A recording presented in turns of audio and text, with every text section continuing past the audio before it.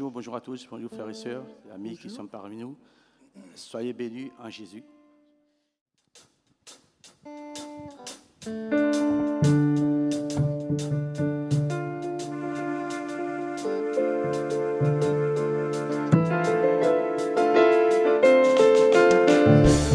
Dieu l'a dit, c'est ici la vie, la bénédiction en abondance.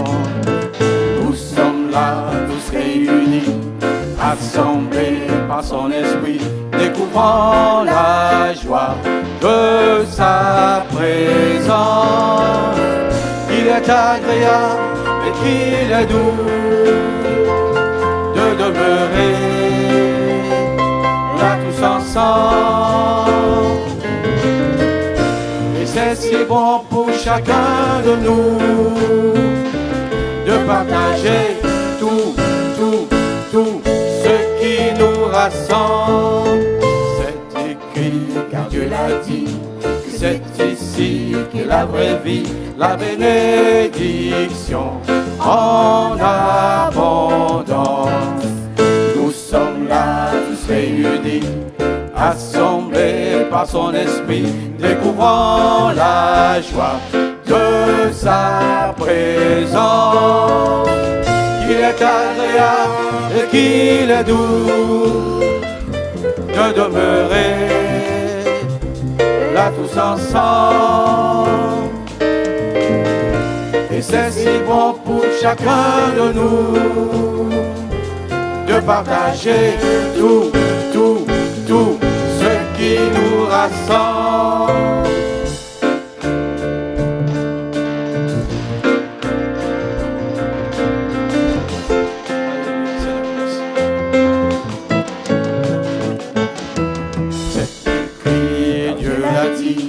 C'est ici que la vraie vie, la bénédiction en abondance. Nous sommes là tous réunis, assemblés par son esprit, découvrant la joie de sa présence. Il est agréable et qu'il est doux de demeurer là tous ensemble. Et c'est si bon pour chacun de nous de partager tout ce qui nous rassemble. Il est agréable et qu'il est doux de demeurer là tous ensemble. Et c'est si bon pour chacun de nous de partager tout ce qui nous rassemble. C'est écrit. Amen, amen, amen.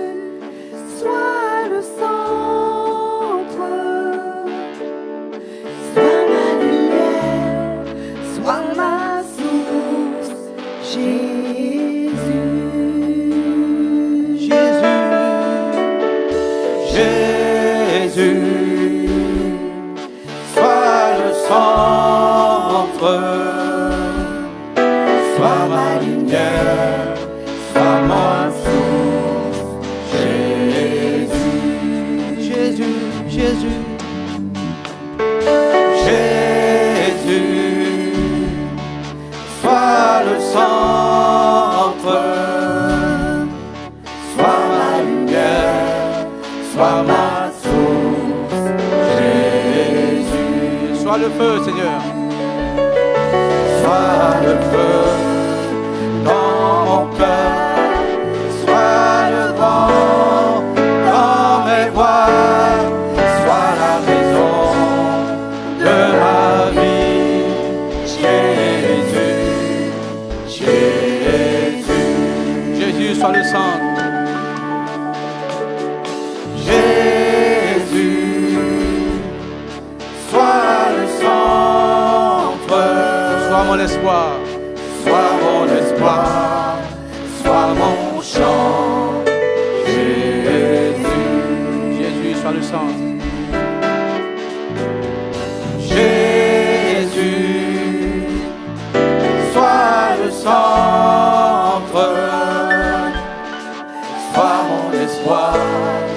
Sois mon chant, Jésus. Oui, sois le feu. Sois le feu dans mon cœur. Sois le vent dans mes voiles. Sois la raison de ma vie, Jésus. Jésus.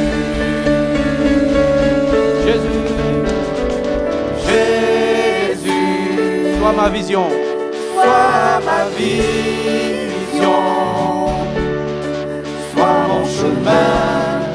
Sois mon guide. Jésus.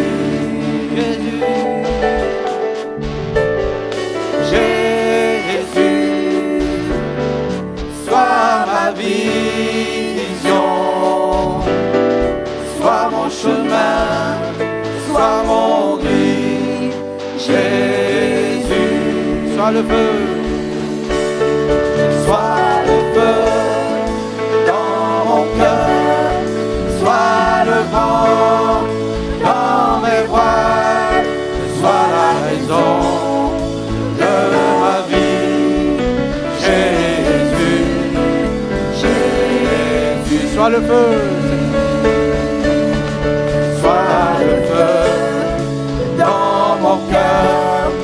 Sois le vent dans mes voiles.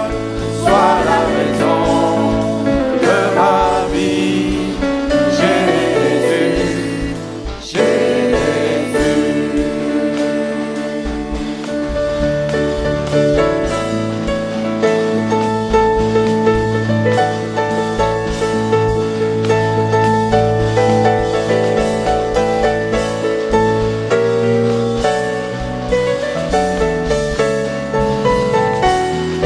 Jésus, sois le centre.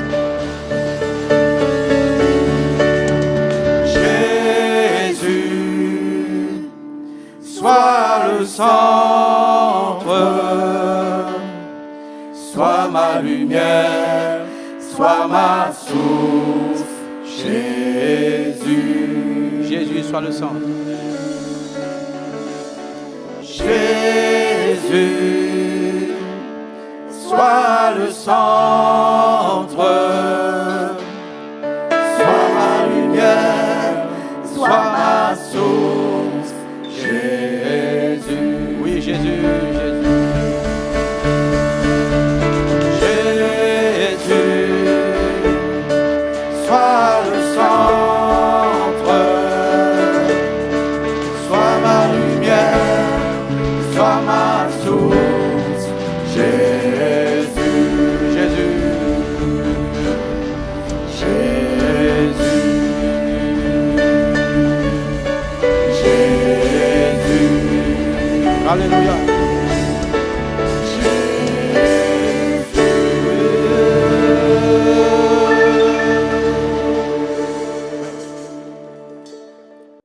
Les difficultés sont là, mais nous savons qu'auprès de Dieu, nous avons c'est un refuge. Dieu est un refuge pour nous. D'accord? Nous trouvons un refuge auprès de Dieu. Alléluia, c'est auprès de Dieu.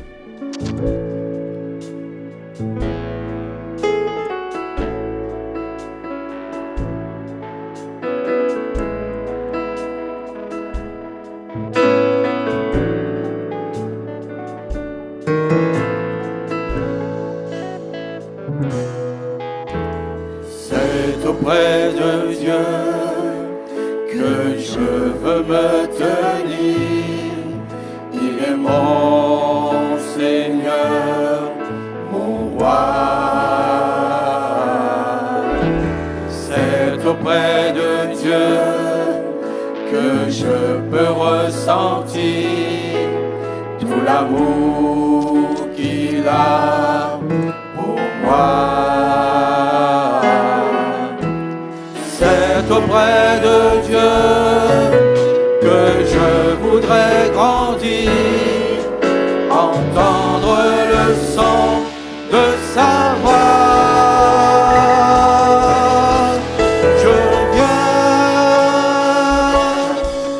Je viens devant le trône, en ta grâce je me tiens, en ta présence je lève les yeux vers le lieu saint pour contempler ta face. Je veux rester près de toi. C'est auprès de Dieu. C'est auprès de Dieu que je veux me tenir. Il est mon Seigneur, mon roi. C'est auprès de Dieu que je peux ressentir tout l'amour qu'il a pour moi. C'est auprès de Dieu que je voudrais grandir, entendre le son de sa voix. Je viens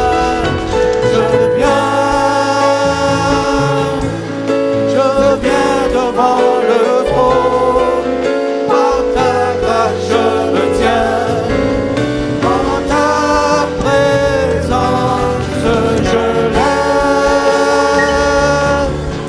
les yeux vers le lieu saint pour contempler ta face. Je veux rester près de je viens devant le trône, par ta grâce je me tiens, en ta présence je lève les yeux vers le lieu saint pour contempler ta face. Je veux rester près, je viens devant le trône, par ta Oui, grâce Seigneur. je me tiens, en ta présence je lève les yeux vers le lieu saint pour contempler ta face. Je veux rester près de toi. Je veux rester près de je veux rester près de toi. Je veux rester près de je veux rester près de toi.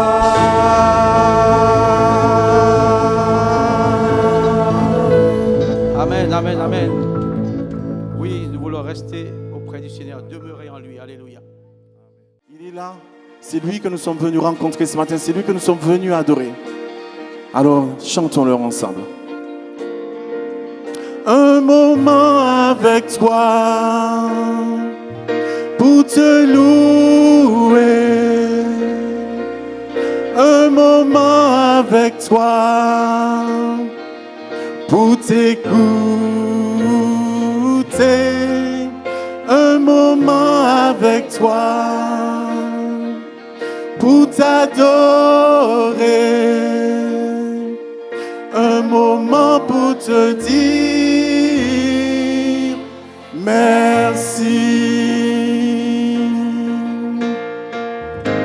Contempler encore ce que tu as fait.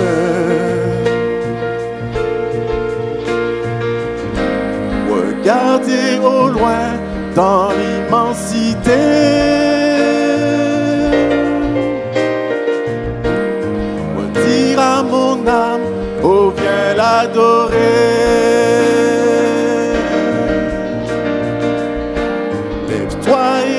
là qui vit à jamais.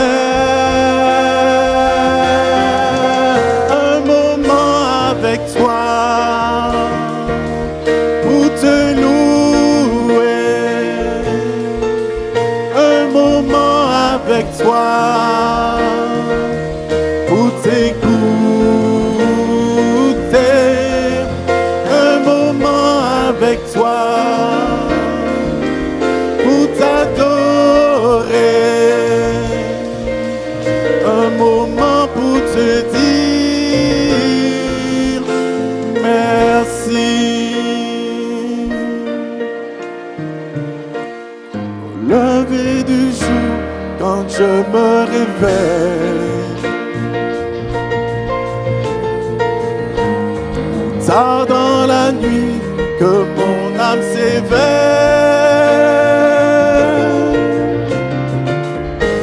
perdu au milieu de monts et merveilles,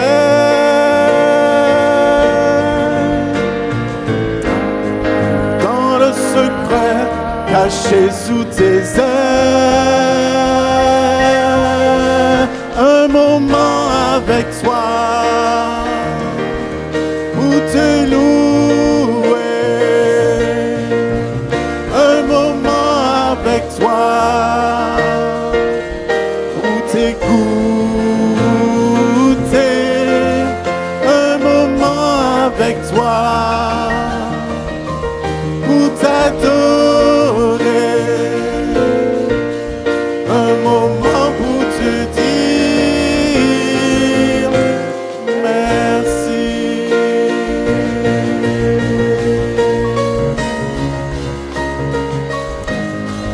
Alléluia. Un moment pour te contempler. Alléluia.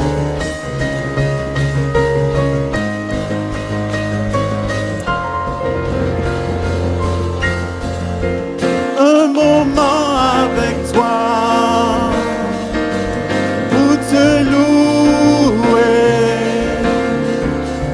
Un moment avec toi pour t'écouter. Un moment avec toi pour t'adorer. Un moment pour te dire merci. Un moment pour te dire merci. Un moment pour te dire je t'aime.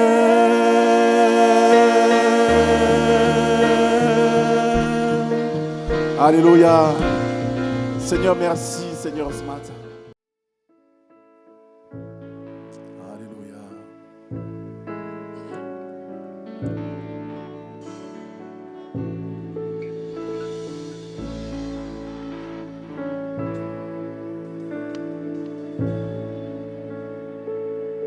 Dieu Tout-Puissant, quand mon cœur considère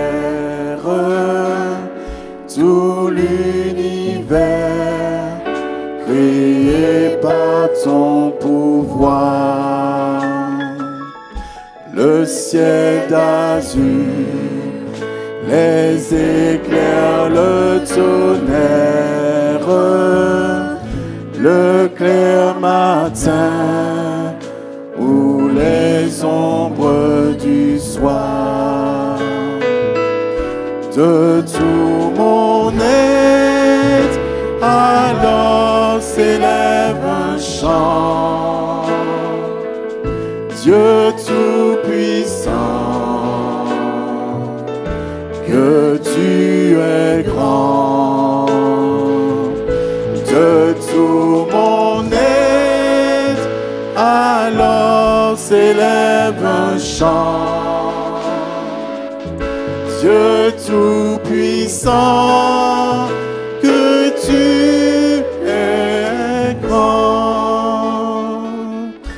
Quand par les bois Oh, la forêt profonde, j'erre et j'entends tous les oiseaux chanter.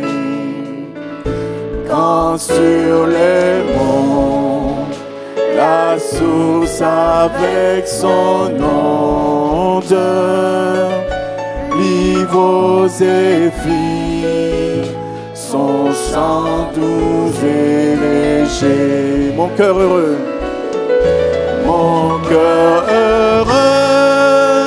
s'écrie à chaque instant. Ô Dieu d'amour, que tu es grand. Mon cœur heureux se crie à chaque instant. Ô Dieu d'amour, que tu es grand.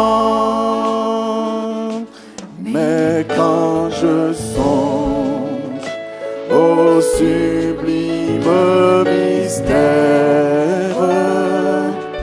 qu'un Dieu si grand a pu penser à moi, que son cher Fils est devenu mon frère et que je suis l'héritier du grand roi. Alors mon cœur, redit la nuit, le jour, que tu es bon, ô Dieu d'amour. Alors mon cœur redit la nuit, le jour, que tu es bon, ô Dieu d'amour. Quand mon sauveur éclatant de lumière se lèvera de son trône éternel et que les sangs, les douleurs de la terre, je pourrai voir les splendeurs de ton ciel. Je redirai dans son divin séjour, rien n'est plus grand que ton amour. Je redirai dans son divin séjour, rien n'est plus grand que son amour.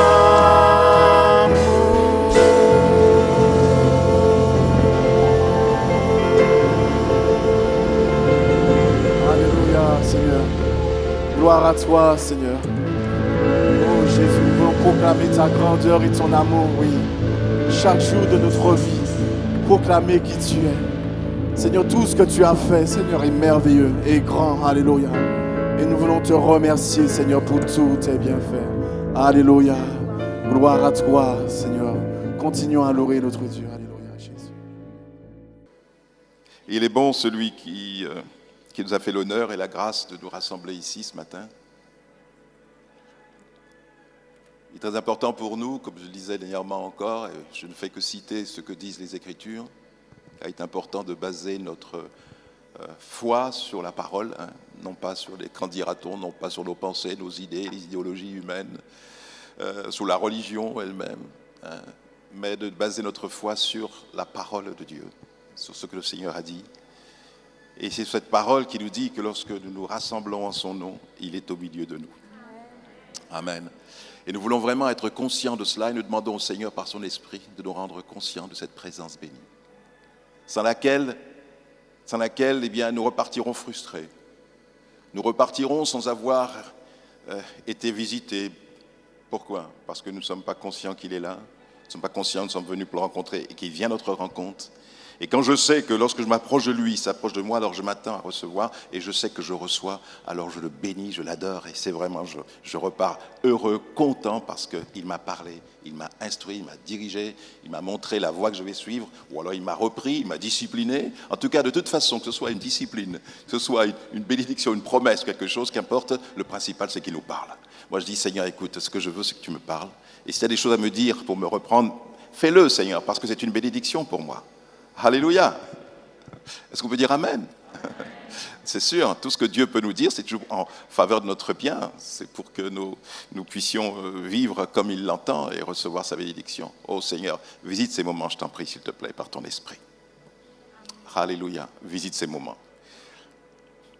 Je suis toujours conscient que chacun d'entre nous, nous venons avec vraiment, je le dis assez souvent, mais avec une attente, et je sais que plusieurs sont là ce matin, et vous venez en disant, oh Seigneur, je t'en supplie, donne-moi une parole, quelque chose qui va m'aider, m'encourager, quelque chose qui va m'aider à saisir ta volonté, montre-moi Seigneur, dans quelle direction je dois aller, qu'est-ce que tu attends de moi, alléluia, qu'il plaise au Seigneur par son esprit de nous parler. La Bible nous dit qu'il nous parle tantôt d'une manière et tantôt d'une autre, il nous parle aussi à travers les chants, à travers les cantiques.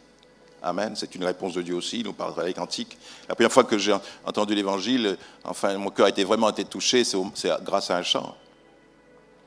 Un chant, et même plusieurs, mais un chant particulier qui m'a profondément touché. Vous le connaissez ce chant pour ceux qui sont là depuis un certain temps. Et ce chant dit, je suis au milieu de vous, mon regard s'abaisse sur vous, de sa douce voix, entendez-vous sa voix, je vous aime tous. Jésus est au milieu de nous et son regard s'abaisse sur nous. Je bénis le jour où ma mère m'a parlé de Jésus. Je bénis le jour où elle m'a amené dans un lieu comme celui-ci, dans son église, pour entendre sa parole. Je bénis le Seigneur pour le serviteur qui ce jour-là a porté la parole et que cette parole correspondait à l'état de mon âme. Je bénis le Seigneur pour le Saint-Esprit qui ce jour-là, comme il le fait chaque fois que sa parole est annoncée, a agi dans mon cœur et m'a convaincu de la nécessité de lui faire confiance. Et surtout, la première fois que je l'ai rencontré, ce qu'il m'a dit, c'est qu'il m'aimait. Il m'a dit qu'il voulait me bénir, qu'il voulait me sauver parce qu'il m'aimait. Je bénis le Seigneur parce qu'il nous aime tous. Et cet amour qu'il met en nous, c'est un amour qu'on doit partager avec les autres. La Bible dit que si nous sommes nés de nouveau, nous sommes devenus une nouvelle créature, les choses anciennes sont passées. Le monde tel qu'il est aujourd'hui a besoin d'amour. Je crois que ce qui fait défaut vraiment dans le monde dans lequel on vit aujourd'hui, c'est bien l'amour. C'est pour ça que partout il y a des guerres, la violence, la domination, la terreur. Le message de Christ, c'est le message de la croix. Et le message de la croix, c'est le message de l'amour de Dieu qui a tellement aimé le monde, qu'il a donné son Fils unique afin que quiconque croit en lui ne périsse pas, mais qu'il ait la vie éternelle. C'est un message tellement puissant que tous ceux, au fil des générations qui l'ont entendu, ont vu leur vie bouleversée, transformée totalement, entièrement. Ils ne sont pas passés d'une religion à une autre, mais les années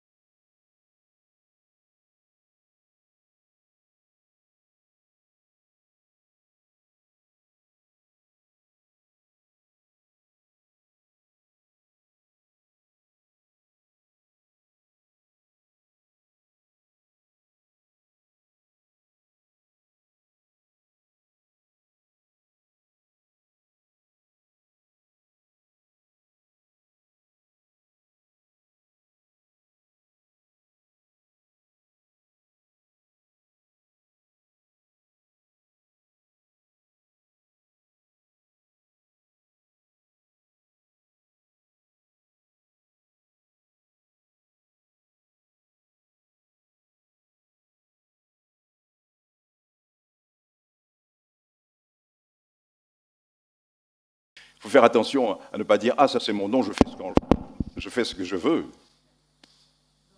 Je fais ce que je veux. Je le garde pour moi ou je vais priver l'Église, le talent que j'ai, du don que j'ai. » Je crois que là, c'est quelque part, c'est dire au Seigneur « Ok, tu m'as donné ce don, mais j'en fais ce que je veux. » Non, la Bible nous dit ceci, nous vous mettre au service des autres le talent que Dieu nous a donné. Il ne l'a pas donné pour nous-mêmes, mais il l'a donné pour que nous puissions le servir. Me voici. Il nous appelle, veux-tu me servir à travers le don que j'ai mis en toi, le talent que j'ai mis en toi? D'où l'importance de bien réaliser ce qu'on a reçu. Et ensuite de prier le Seigneur, et c'est ce que j'ai à chaque fois, ceux qui veulent servir le Seigneur, d'être bien certains de ce qu'ils veulent faire, parce que Dieu t'a créé pour accomplir des bonnes œuvres. Ce sont ses œuvres à lui qu'il a préparées pour toi afin que tu les accomplisses. Donc, il est important que tu cherches ce don, ce talent qu'il a préparé pour toi. Et que tu dis, Seigneur, me voici avec ce que tu m'as donné pour mettre à ta disposition. Alléluia. Que Dieu soit béni. Nous voyons que, et c'est la Bible qui nous révèle cela, que Dieu a appelé tous les hommes et les femmes à le servir. Il a appelé dans l'Ancien Testament de nombreuses personnes pour accomplir son plan.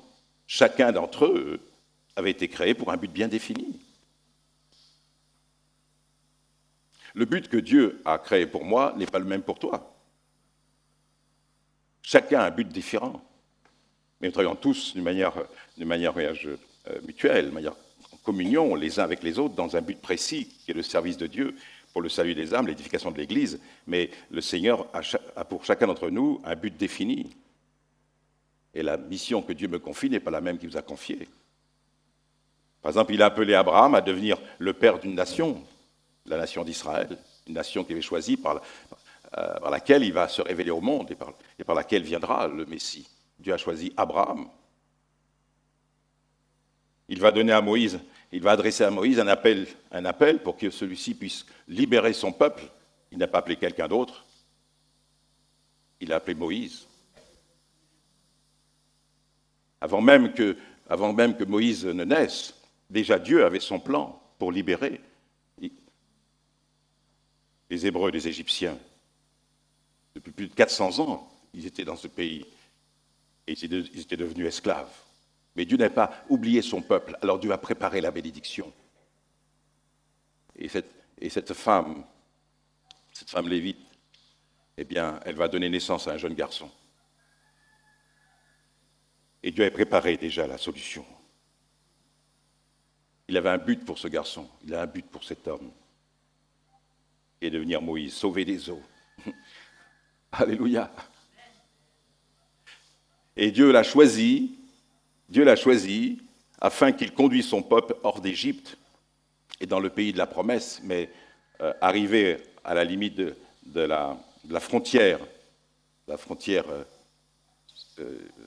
qui était le Jourdain, avant de rentrer dans le pays de Canaan, là s'est arrêtée la mission de Moïse.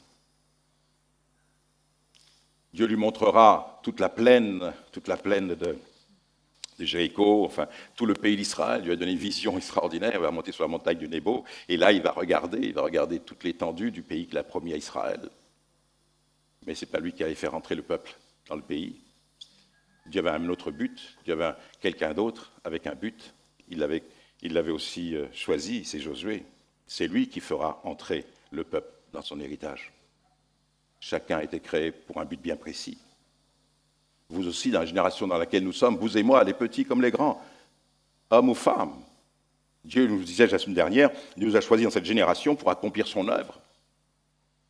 Et chacun d'une manière très définie. C'est pour ça qu'il est dit concernant Josué, sois fort, Josué 1, verset 6, sois fort et courageux, car c'est toi, non pas quelqu'un d'autre, mais c'est toi qui vas donner à ce peuple comme patrimoine le pays que j'ai juré à leur père de leur donner. Sois fort et courageux, car c'est toi que j'ai choisi. Mon plan pour toi, c'est que tu puisses libérer, plutôt oui, conduire le peuple dans le pays de Canaan et permettre que ce peuple puisse prendre son patrimoine et hériter de ce pays que le Seigneur avait juré à ses pères, à Abraham, Isaac et Jacob, de leur donner. Donc nous voyons aussi que il y a d'autres exemples, d'autres hommes et femmes que Dieu a choisis pour accomplir un but bien défini. Et nous sommes, tout ça pour vous dire que nous sommes dans une génération, nous aussi, il y a tout le même principe spirituel, le même principe divin. Et plus encore, quand nous sommes sauvés, nous avons la connaissance du Seigneur pour qu'à notre tour, nous aussi, nous entrons dans le plan, notre destinée, dans ce que Dieu a choisi pour chacun d'entre nous, dans le cadre de l'Église, pour le servir, et afin d'annoncer aussi la bonne nouvelle et de sauver le plus grand nombre. Nous voyons dans le Nouveau Testament la même chose, que Dieu a appelé des personnes à s'intégrer dans son plan afin d'accomplir sa volonté. Je prends par exemple Marie, elle fut choisie, cette jeune femme, cette jeune fille, elle fut choisie parmi d'autres femmes pour être la mère de notre Sauveur. Dieu avait un plan pour elle. Il est dit dans Luc chapitre 1er, verset 28, « L'ange entra chez elle et dit, « Je te salue, toi, à qui une grâce a été faite. Le Seigneur est avec toi. » Elle nous dit que, troublée par cette parole, Marie se demandait ce que pouvait signifier une telle salutation. L'ange lui dit, « Ne crains point, Marie, car tu as trouvé grâce devant Dieu, et voici, tu deviendras enceinte, tu enfanteras un fils, et tu donneras le nom de Jésus. » Pourquoi Dieu a-t-il choisi cette femme, parmi tant d'autres femmes en Israël? Dieu est libre de choisir. Est-ce que Dieu est libre de choisir? Bien sûr. Il choisit qui il veut. Sinon, il ne serait pas Dieu. Et son choix se fixe sur cette jeune fille, Marie.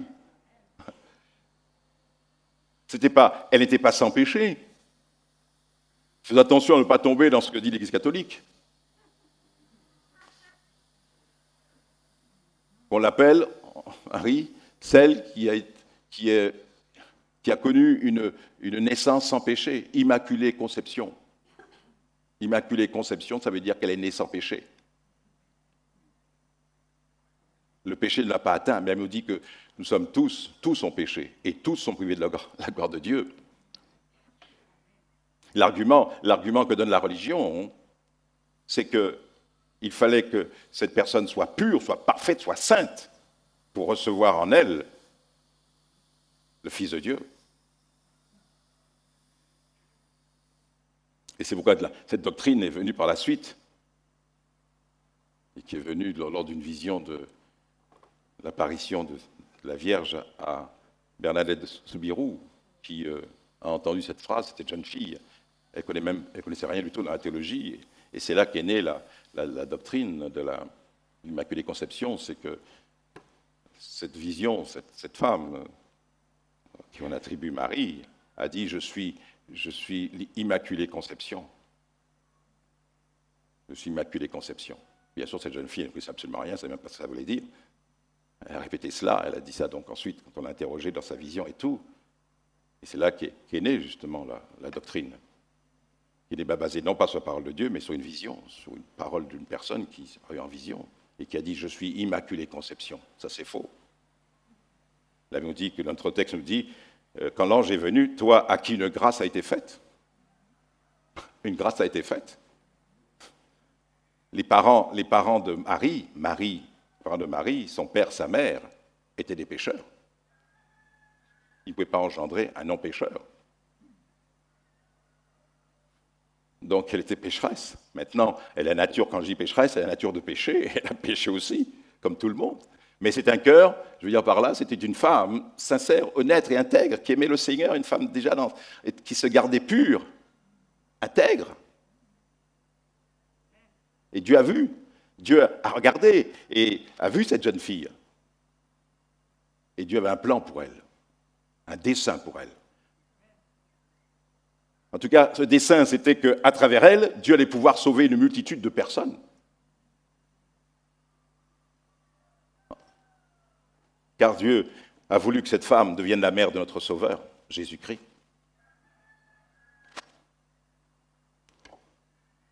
Oui, ne crains point, car tu as trouvé grâce devant Dieu. Donc Dieu est absolument libre de choisir qui il veut. Comme il avait choisi David aussi, parce qu'il avait vu David, dans le cœur de David, il y avait des dispositions de cœur qui permettaient à Dieu de se servir de lui, afin d'accomplir son plan, ses projets à son égard et à l'égard du peuple. Comme il est écrit dans Acte 13, il est dit que, puis il l'a rejeté et leur a donné pour roi David.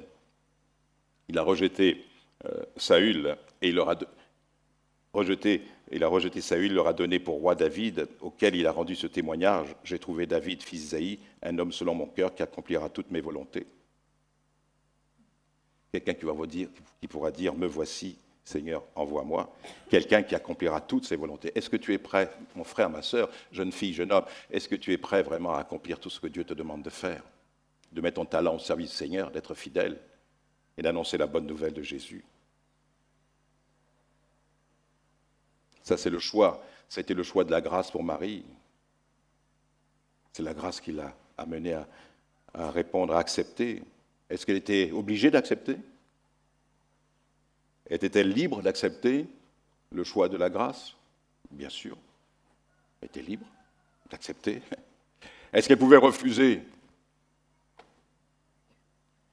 Elle aurait pu. Elle aurait pu, mais elle ne serait pas cette femme dont le cœur était vraiment disposé, disponible pour Dieu. Avec humilité, Marie accepte le projet de Dieu pour sa vie. Dieu ne veut pas nous contraindre, à faire quelque chose que nous ne voulons pas faire. Il ne veut pas contraindre une liberté. Nous sommes libres, il nous a créés libres. C'est nous qui répondons. Qui enverrai-je et qui marchera pour nous? Certains répondent favorablement, et Isaïe a répondu, me voici. Marie a répondu, me voici. Pierre, André, Jacques et Jean, tous ceux que le Seigneur a appelés, ils s'appelaient à devenir des pêcheurs d'hommes. Il les a pris au sein de leur activité professionnelle, c'était des pêcheurs. Et là, Jésus les a trouvés et il leur a dit, je ferai de vous des pêcheurs d'hommes. Plus tard, il va choisir 70 hommes pour aller annoncer l'évangile de village en village. Vous pouvez lire dans Luc 10. Ainsi, chacun d'entre nous, nous sommes tous appelés à proclamer l'évangile.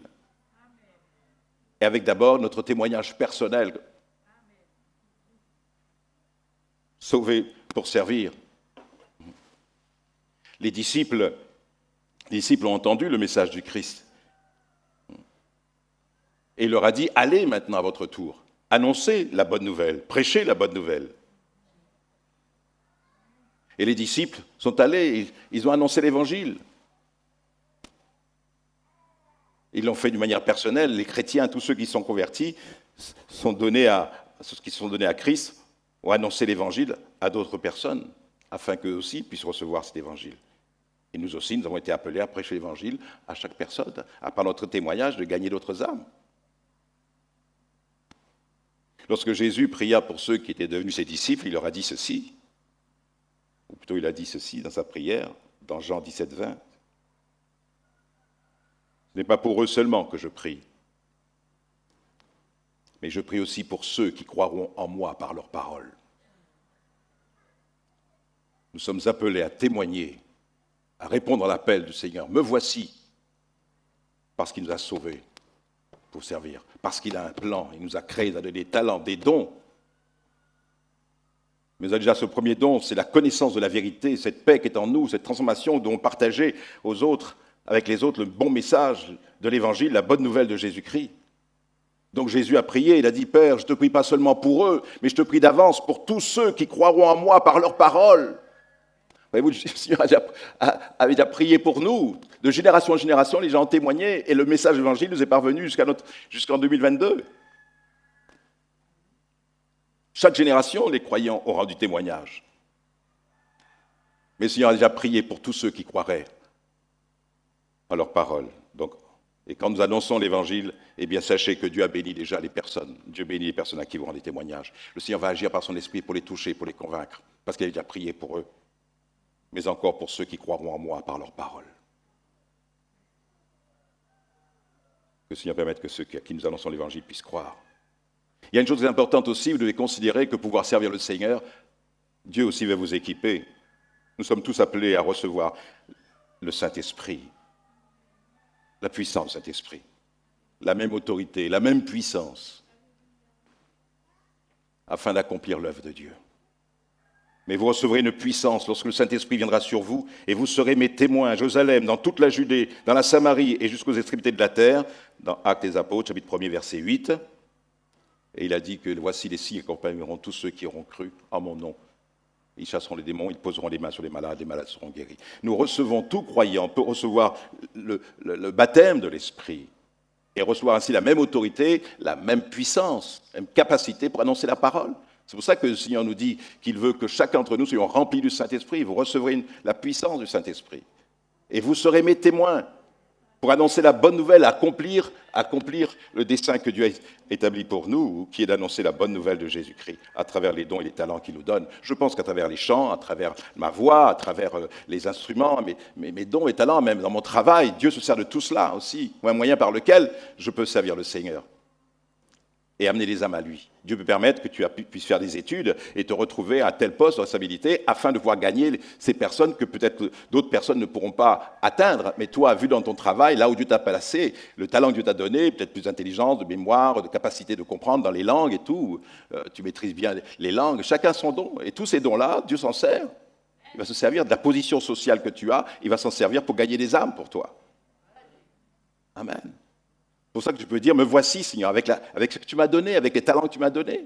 Ce n'est pas que je suis plus que quelqu'un d'autre, que j'ai plus d'instructions, peut-être plus de diplômes qu'un autre, ce n'est pas ça qui compte. Mais Dieu se sert de cela. Si Dieu a permis que tu fasses des études, tant mieux, alléluia. Parce que Dieu veut te placer à certains endroits, à certains niveaux, pour que tu puisses servir le Seigneur à ce niveau-là.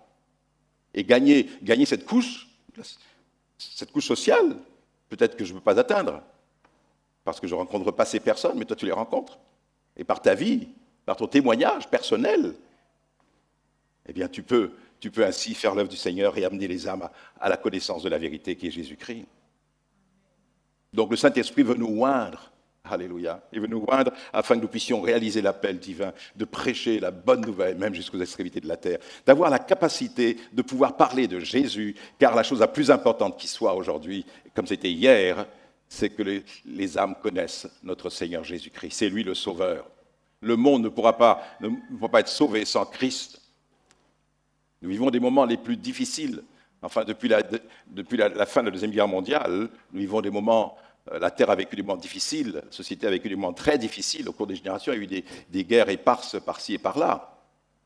Mais là, nous vivons d'un moment les plus dangereux de ces 70 années qui ont suivi la guerre, même un peu plus. Mais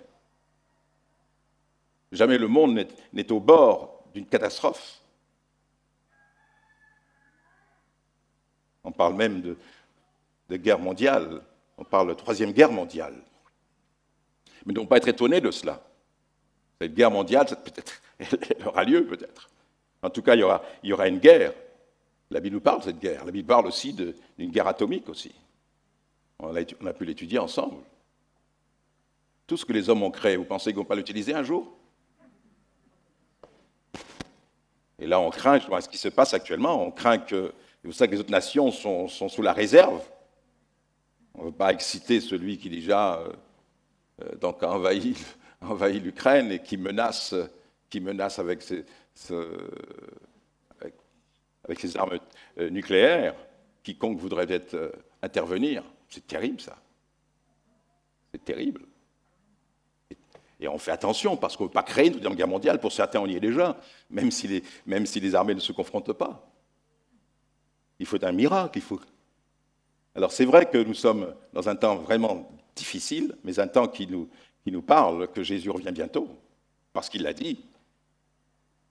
Il a dit que vous entendrez parler de guerre et de bruit de guerre, mais une nation se lèvera contre une nation, c'est ce qui s'est déjà passé. Mais la Bible dit qu'à la fin des temps, il y aura aussi notre guerre, les nations et plusieurs nations se retrouveront ensemble et attaqueront même Jérusalem à la fin. Mais ça ne veut pas dire qu'il n'y aura pas d'autres conflits en Europe. Il faut que l'Antichrist s'élève, il faut que l'Antichrist apparaisse.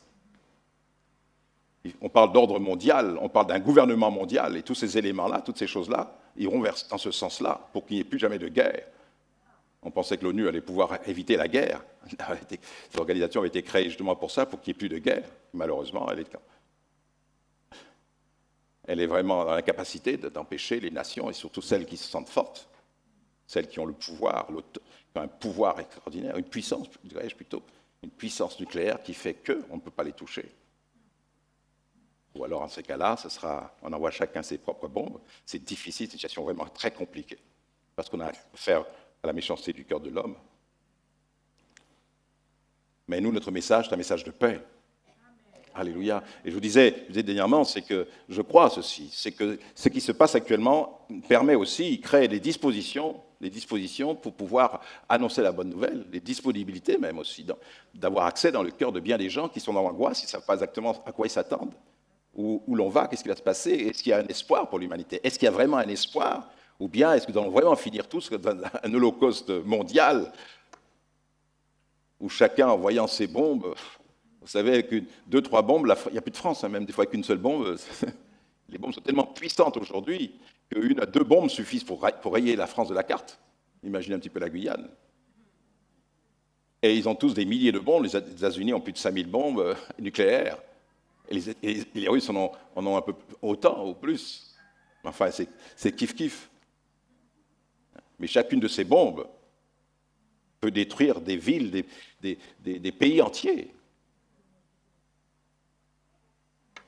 Voyez-vous, donc, c'est une situation moins difficile. La Corée du Nord aussi, qui fait ses essais, qui ont la bombe, et nous connaissons un peu ça. Nous voyons la Chine, nous voyons tous ces pays, tous ces hommes qui sont là, et on se pose la question, et les gens se posent la question, mais où allons-nous? Qu'est-ce qui va se passer? Est-ce qu'il y a un avenir pour l'humanité? Ce livre, qui est la Bible, nous dit oui, il y a un avenir. Cet avenir est la personne de Jésus-Christ, donc nous devons avoir un message positif. Alléluia. Et profiter, je pense que les cœurs, Dieu se sert de ces situations-là justement pour toucher les cœurs, donc c'est l'occasion d'annoncer l'évangile, que chacun d'entre nous parlons de Jésus, parlez de Jésus, parlez du Seigneur, dites-leur, notre espérance c'est Jésus-Christ, que le salut est en lui. Oh, que Dieu soit béni. Ne fermons pas nos oreilles à l'appel de Dieu. Nous pouvons avoir tendance, chacun, de rester de notre côté et de dire, c'est pas mon affaire. Moi, Dieu a choisi les hommes, il a choisi les pasteurs, il a choisi les évangélistes. Moi, je suis un simple chrétien, je crois que c'est ma place, pas besoin d'aller annoncer l'évangile. Non, je regrette infiniment. Ne pas fermer l'oreille, nos oreilles à l'appel de Dieu. Ésaïe a dit, me voici. Dans Ésaïe 50, verset 4, il dira ceci. Nous avons lu Ésaïe 6, où il parle de son appel. Et dans Ésaïe 50, verset 4, il dit ceci. Bien sûr, je pense qu'il s'agit là même il parle du Seigneur. Il dit, le Seigneur l'Éternel m'a ouvert l'oreille et je ne me suis pas rebellé, je ne me suis pas retiré en arrière, j'ai offert mon dos pour être frappé. Donc il dit, le Seigneur m'a ouvert l'oreille et moi je ne suis pas rebellé, je ne me suis pas retiré en arrière. Il m'a donné une langue exercée afin que je puisse soutenir par la parole celui qui est abattu. Il m'a ouvert l'oreille. Je voulais ce matin que Dieu ouvre l'oreille de notre cœur, les oreilles de notre cœur. Il m'a ouvert l'oreille. Et je ne me suis pas rébellé. Je n'ai pas dit non, je ne me suis pas retiré en arrière. Si nous comparons avec le verset 2 du chapitre 50, bien sûr, d'Ésaïe, le verset 2, il est dit, je suis venu, dit Dieu, pourquoi n'y avait-il personne? J'ai appelé, pourquoi personne n'a-t-il répondu? Ma main est-elle trop courte pour racheter, pour sauver? N'ai-je pas assez de force pour libérer? Pourquoi personne ne répond à mon appel?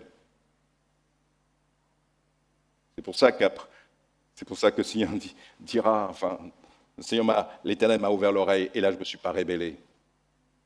Mais dans le verset précédent, je suis venu, pourquoi n'y avait-il personne? J'ai appelé, pourquoi personne n'a-t-il répondu? Ma main est-elle trop courte pour racheter? N'ai-je pas assez de force pour délivrer? Il est important d'avoir la foi dans la grandeur, la puissance et la volonté de Dieu de sauver, de délivrer, d'affranchir, d'apporter la vie. Et je suis venu et personne n'a répondu. Et pourquoi? Parce qu'ils n'ont pas confiance. Ils pensent que je n'ai pas la capacité de sauver, de délivrer quelqu'un. Est-ce que vous pensez vraiment que Dieu peut changer la face du monde? Est-ce que vous pensez vraiment que ce voisin, cet homme méchant, son cœur peut être changé?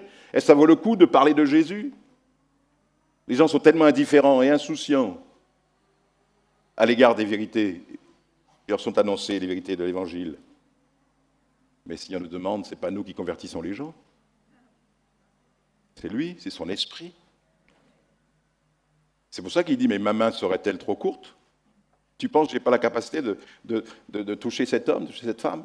Mais ce que cet homme ou cette femme a besoin, justement, c'est que ma parole soit annoncée et ma parole fera son œuvre. Sa parole ne vient pas à lui sans avoir accompli son effet. Moi, je crois en la puissance de la parole de Dieu. Bien sûr, l'homme est libre de recevoir ou de refuser la parole. Mais nous prions pour que ces personnes, nos familles, nos proches d'abord, et puis ceux vers lesquels Dieu va nous conduire, que nous puissions justement leur apporter la parole et croire que Dieu va toucher leur cœur. Même si parfois il arrive que ce n'est pas de notre vivant qu'on voit la conversion de quelqu'un pour lequel on a prié pendant des années. Moi, je vois ce frère là, qui n'est pas parmi nous en ce moment, il est hors du département, mais il nous avait rendu son témoignage. Et ce frère, son épouse était convertie, lui, il n'était pas converti. Elle était fidèle, elle venait à l'église, elle priait, elle servait le Seigneur de tout son cœur. Elle était vraiment un très bon témoignage. Et puis, suite à une... je ne pense pas qu'elle ait fait une fausse couche, je crois que suite à un accouchement très difficile, elle a donné naissance à son enfant et ensuite, malheureusement, elle est décédée par la suite. Je sais pas ce qu'elle avait... Okay. Donc, alors qu'elle était dans sa grossesse, l'enfant est morte en fin de compte. L'enfant est mort. Et elle est morte. C'était certainement un drame.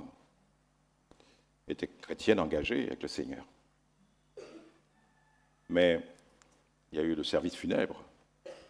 Bien sûr, j'ai apporté la parole et j'ai réconforté, encouragé, montré la grâce de Dieu, la sagesse de Dieu, la providence divine, malgré tout. Eh bien, le mari qui n'était jamais venu à l'église, et pourtant sa femme priait pour lui, il a fallu qu'elle décède pour que lui, il accepte le Seigneur de venir, d'entendre la parole. Et ce jour-là, son cœur a été touché. Oui, que je meure de la mort des justes, hein, parce que leurs œuvres les suivent. Et c'est vrai que pour cet homme, au lieu de se rébeller contre Dieu, quelque chose s'est passé dans son cœur et il s'est donné au Seigneur et c'est un homme fidèle. Amen. Oui, donc Dieu peut se servir, c'est vrai, dans toutes les circonstances, et même si tu as prié, tu dis, il ne faut pas se décourager, et même si je pars, mais je sais, Seigneur, ma prière sera exaucée. Amen. Donc, il est très important d'être soumis à la volonté de Dieu. Me voici, quand il dit me voici, je me soumets à ta volonté, Seigneur. Je m'abandonne à toi, j'obéis à ta volonté. Il est dit dans Actes 13, 22, après l'avoir écarté, il leur suscita pour roi David, auquel il a rendu ce témoignage. J'ai trouvé David, un homme selon mon cœur, qui accomplira toutes mes volontés. Voilà, il a trouvé quelqu'un qui allait lui obéir et se soumettre à la volonté de Dieu, quelle qu'elle soit. Il faut que notre abandon soit volontaire, il faut que notre abandon soit joyeux, soit vraiment libre. C'est-à-dire de dire, Seigneur, tu peux accomplir toute ta volonté à travers moi. Est-ce que nous sommes prêts à dire cela? C'est pour ça que Dieu cherche, il cherche vraiment, il nous appelle. Et quand il nous appelle, il attend qu'on lui dise, me voici, non pas dire, Seigneur, me voici, comme je disais la semaine dernière, voilà, je dis, me voici, mais je ne suis pas prêt à obéir. Mais que vraiment nous puissions dire, Seigneur, me voici, j'accepte ta volonté, quoi qu'il m'en coûte. Car ta volonté, elle est bonne, elle est agréable, elle est parfaite. Même si sur le moment, elle semble désagréable, mais ton plan, tes desseins à mon égard sont parfaits.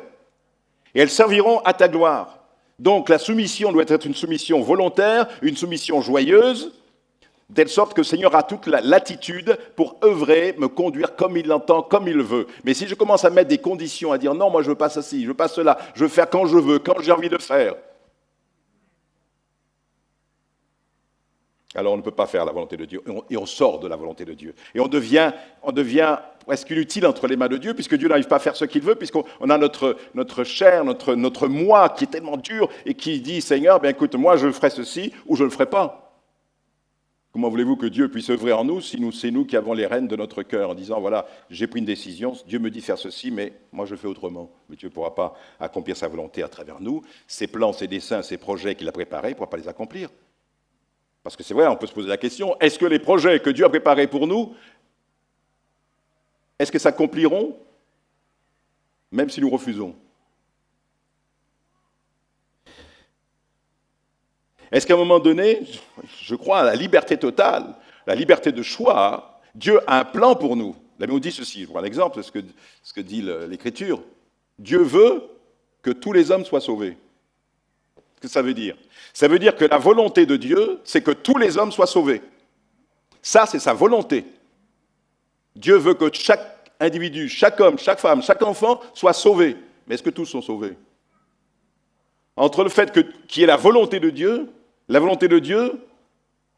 ne sais pas si je peux dire ça, mais va s'arrêter, bien que le Dieu va toujours plus loin, bien sûr, mais vous comprenez ce que je veux dire, à la décision, à la réponse de l'homme.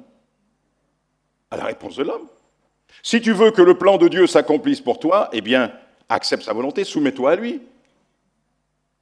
Mais si tu ne veux pas, tu veux faire ta volonté, qu'est-ce que Dieu fait? Dieu dit, voilà, c'est ce qui est écrit dans la Bible, hein, il y a 2 chemins devant toi. Il y a le chemin de la vie et le chemin de la mort. Choisis la vie. Choisis la vie, prends la bonne direction. Voilà, fais la volonté de Dieu. Maintenant, si tu ne veux pas, tu prends l'autre voie, mais qu'est-ce qui va se passer après? Tu vas t'en mordre les doigts. Le plan que Dieu avait pour toi, eh bien, il s'arrête au moment où tu désobéis, au moment où tu quittes ce plan. Jésus a dit, si quelqu'un me suit, il ne marchera pas dans les ténèbres. Vous comprenez cela? Si quelqu'un m'accepte, si quelqu'un veut me suivre, il ne s'égarera pas. Mais remarquez bien, c'est toujours au conditionnel, si quelqu'un me suit, si. Donc c'est un choix personnel, c'est une décision personnelle. C'est pour ça que je disais qu'il est important que nous puissions volontairement, cet abandon soit volontaire, cette soumission soit volontaire, et soit aussi joyeuse, soit agréable, soit vraiment, non pas une soumission contraignante, mais une soumission acceptée joyeusement, même si cela crée parfois des souffrances ou des jugements, des critiques, parce que voilà, on va vous critiquer, on va se moquer de vous parce que vous prêchez l'évangile, vous annoncez la bonne nouvelle, vous parlez, voilà, vos collègues, vos amis, je ne sais pas, vos parents, vos voisins, etc. Mais qu'importe ça, je sais en qui j'ai cru, je sais que le message que j'ai, il est bon. Je sais que c'est une bonne nouvelle. Aujourd'hui, peut-être il refuse, aujourd'hui il se moque, mais la parole, elle va faire son œuvre. Je continue à prier pour cette personne-là, et l'œuvre de Dieu sera faite dans son cœur. Et puis demain, elle dira, comme disait un jour un frère, cet homme disait, avant j'étais dans le monde, et puis quand on me parlait de Jésus, ça ne m'intéressait pas, je critiquais même les chrétiens, et puis aujourd'hui c'est un chrétien, il marche avec le Seigneur, il est fidèle, il est même dans l'église, alléluia. Et il dit, mais vraiment, je bénis Dieu pour ces chrétiens. Persévérer. Okay. Et donc, quand Dieu nous visite à ce moment-là, quand Dieu visite la personne, elle reconnaît qu'elle était égarée. Il y avait comme un voile. Alors, certains peuvent refuser justement à cause de l'incrédulité, ou d'autres parce que par la crainte, et je vais terminer, la peur, la crainte aussi. La crainte nous empêche de répondre à l'appel de Dieu. La peur de notre incapacité. Certains disent, je ne suis pas assez doué pour que Dieu m'utilise. Ils ont une mauvaise image d'eux, je ne possède aucun talent, je n'ai rien. Je n'ai rien, aussi peu. Mais ils oublient que ceci, c'est que Dieu aime se servir des gens qui, aux yeux du monde, paraissent fous, faibles, vils et méprisés.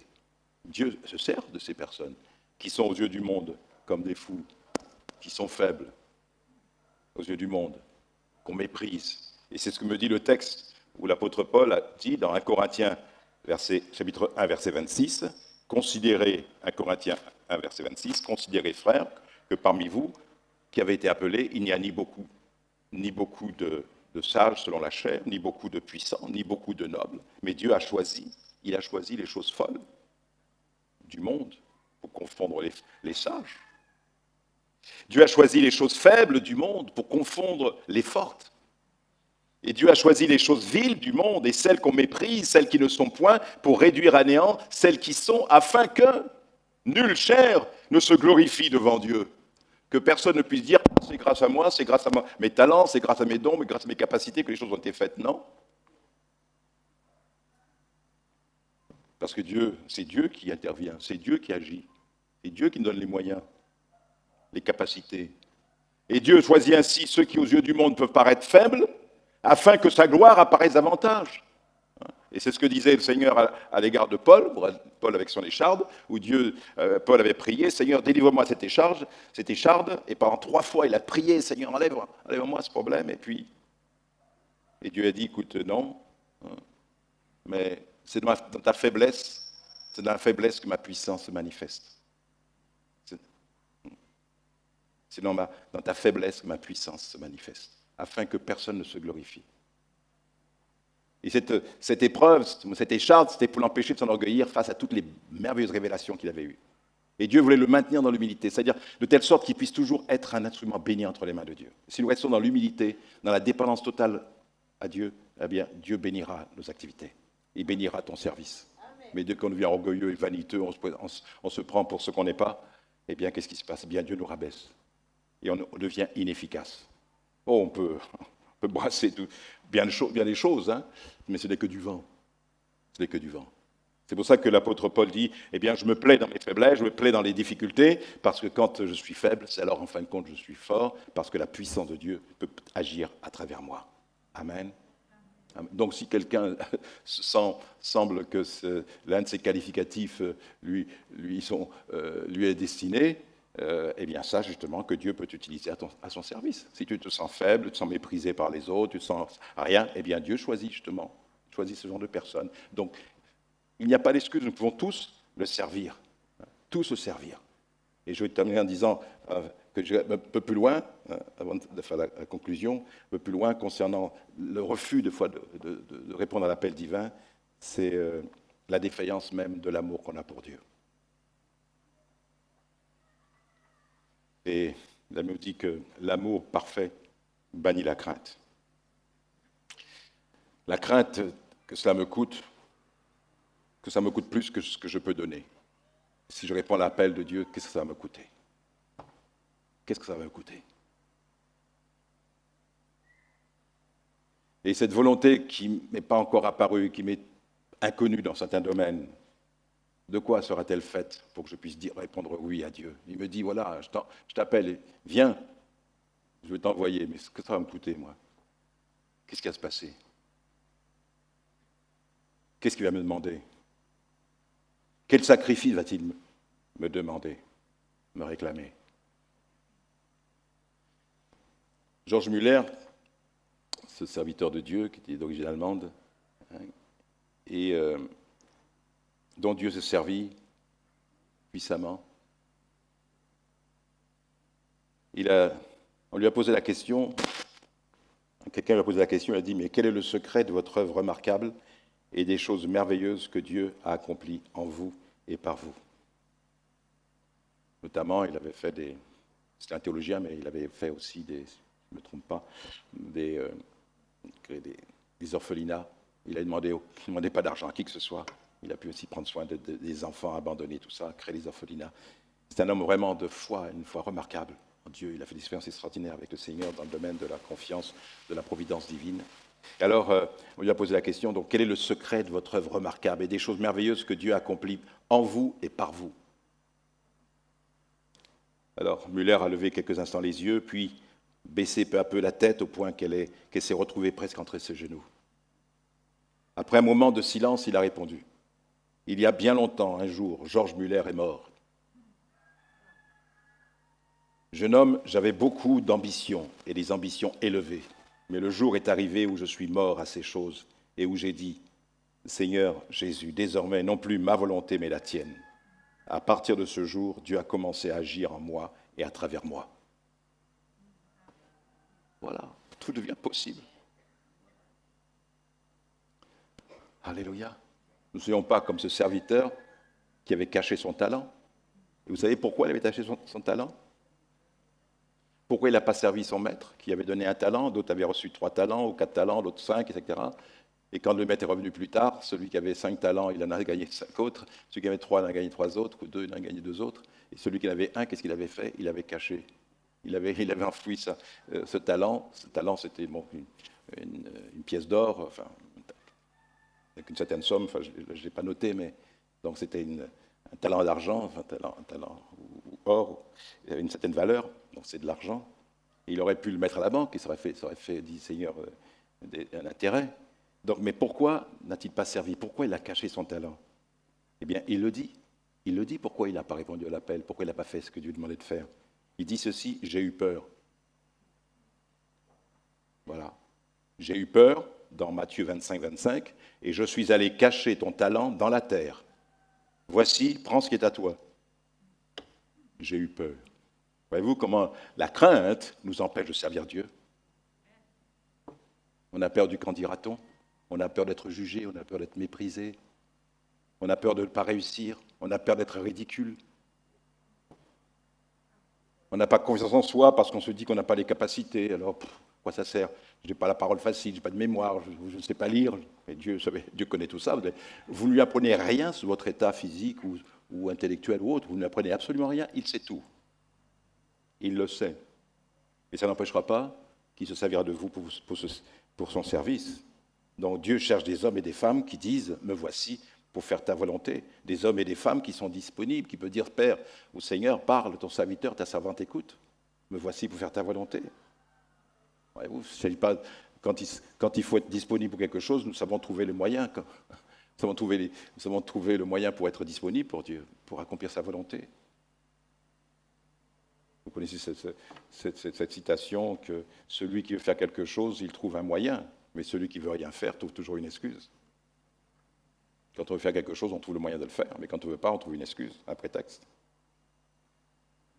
Que Dieu nous aide donc, et ne pas comment dirais-je, refuser la grâce, au contraire, il faut répondre à l'appel de Dieu. Me voici. Il y aura certainement beaucoup de choses à faire, à dire, mais je disais que j'allais conclure en disant simplement ceci, c'est que ne craignez absolument rien. Si Dieu vous appelle, c'est lui qui vous façonnera pour faire le service auquel il vous appelle.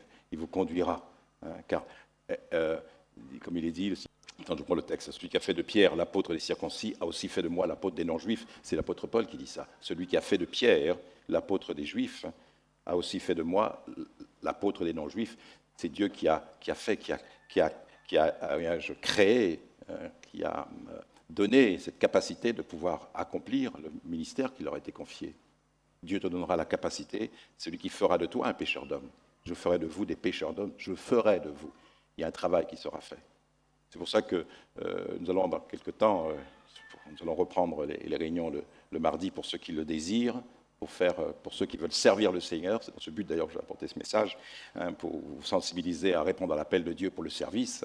Mais nous ferons donc, à partir du mois prochain, le mardi, on fera une réunion d'études pour le service, notamment sur le service, sur les ministères, ce que sont les ministères et ce qu'on peut faire au sein de l'Église et comment travailler, dans quel esprit, et être façonné, être instruit là-dessus. Donc, je vous dirai certainement le mardi du mois prochain, nous aurons notre réunion d'études, essentiellement d'études sur le service, et permettre à chacun de comprendre de quel service Dieu lui demande, et en même temps d'être formé, d'être façonné. Car il a dit, je vous ferai de vous des pécheurs d'hommes. Donc, nous sommes son ouvrage. Alors Dieu a besoin de serviteurs, de servantes, il a besoin de chacun d'entre nous.